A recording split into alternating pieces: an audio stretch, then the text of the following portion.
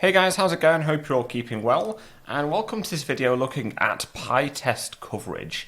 So let's jump straight in. I'm going to show you some code here. So there's a folder called my code, which is effectively a local package with a basic function, a class, and a couple of little methods here. Now, if we wanted to write tests for this, we might want to know how much of our code is covered by the tests. And that's basically what pytest-Cov does. So let's get this up and running. I'll run pip install pytest-Cov. Mine's already here, so yours will look a little bit different. And I'm going to show you a few really nice straightforward ways to get this up and running so you can see a coverage report here, or you can have one exported in a few different ways. So I'll show you how to do a HTML one, which you can then show in the browser. Now, there's no real kind of golden number with coverage. Obviously, aiming for 100% is good, but if you have to do really convoluted, horrible tests that aren't really worth it, then yeah, I guess getting to as high a number as possible with good tests is probably better. So with my code, I'm pretty confident we can get this to 100%. So let's go ahead and just run this first. So my first command, let's kind of go through it a bit, is invoking pytest. This bit here is basically telling me to do the following. It's telling me to check the my codes directory and then effectively report on how many things are missing or how many statements are missing. And then this at the end here, just because I'm running tests.py. So this bit will be changing according to where your package is. And this bit here, if your code is called, well, if your tests, are called tests.py, this can be the same. So we'll take this, put this down here and hit run. And we see that there were no tests run. And if I look at this bit here, this is the important bit. This is saying that from main.py, we've covered 0%, missing 3 to 17. So missing from 3 all the way down to here. This is telling me basically what's missing or what's not been executed by the tests. So we'll build it up nice and slowly. So we'll do from, there we go, my code, make sure this is actually indented properly. We want to import add nums. This is my function at the top here. So this bit, really straightforward. We'll do def test add nums. And just because this is mainly focusing on the coverage, I'm not going to worry too much about the quality of the tests, but we'll try and make them fairly straightforward, but to the point. So we want to know that when add nums, maybe when it's called by 10 and 50, that it does indeed give us back a result of 60. In fact, before I run this, I've made a small error. My code's actually in mycode.main, so yeah, not bad. It's been one of those days. Let's try and now run our tests. And there we go. So we can now see our outputs change. We've now gone from 0% cover to 55% cover. And this missing bit here has now changed as well. So this is good, that more is covered, but this is telling me that I've still got code that hasn't ran. So specifically, let's start from the left, 9 to 11. So that's going to be here. So if we can write some tests that evokes all of this, and let's see what else is there as well. 14, so it wants 14 done. So if we can evoke all of this inside a test, PyTest is going to be happy, and it's going to be boosting my number from 55 to a bigger one. So let's go ahead and say import human as well. Then we'll write a test to make that. So we'll do test human, and then we'll be making an instance of this here. So let's say human is equal to a human. It takes a name, so we'll do John Smith, and we'll just say age is 10 for the time being. Now in terms of a test for this bit's going to be pretty straightforward.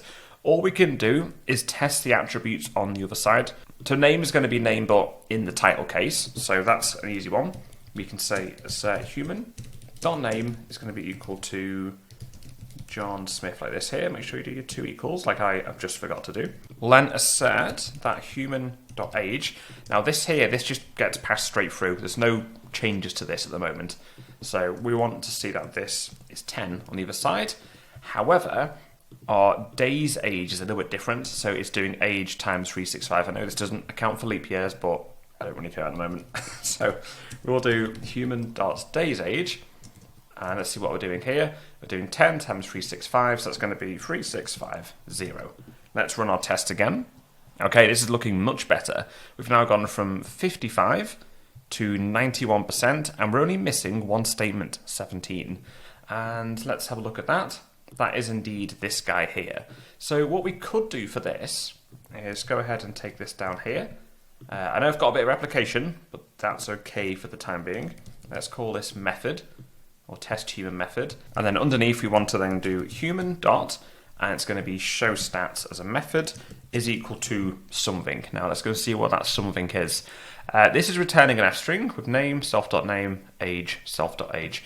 So you could like do the whole thing in here, but chances are I'm going to mess this up. So it's name and then something, and I've then got age and then something as well, like this here. Let's go and see what they are. So if I do this and this, and then what I basically want to be doing is just replacing these with some variables. So let's do name, age, we'll do John Smith, and then do 10 here like this.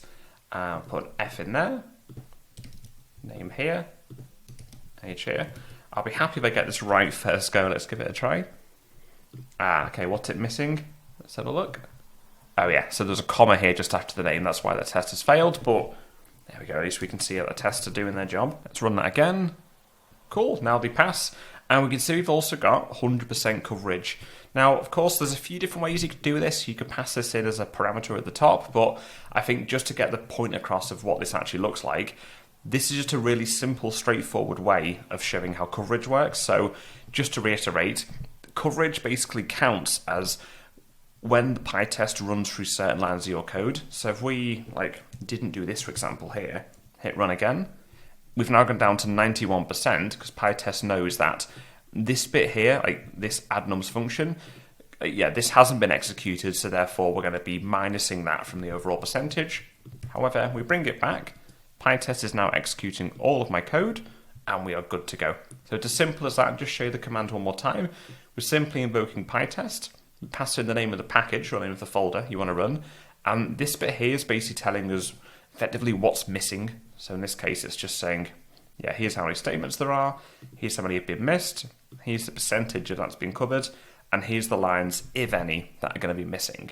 Now, this is all well and good just for the terminal, but what you might want to do is output this in some kind of usable report. And the way to do that is to put this little guy here just before the name of your tests. And this basically tells me to produce a coverage report in the format of HTML. So let's go ahead and take the full command, run it, and there we go. This time we see something a bit different. We see covered HTML written to directory, and if I open this, here it is.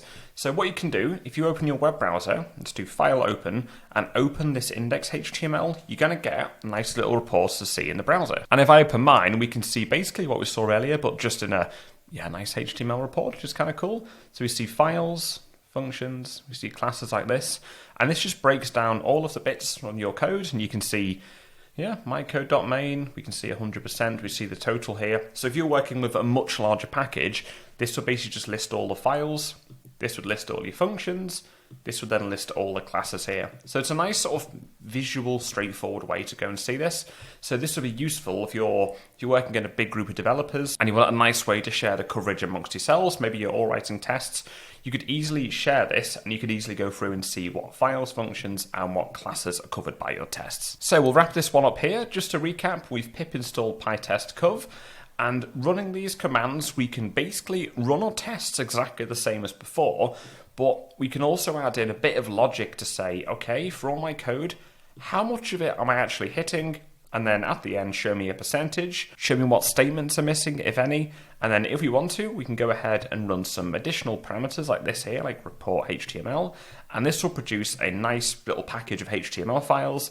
And we can see a report about our test coverage in a nice straightforward way. Cheers for watching, guys, and see you all in the next video.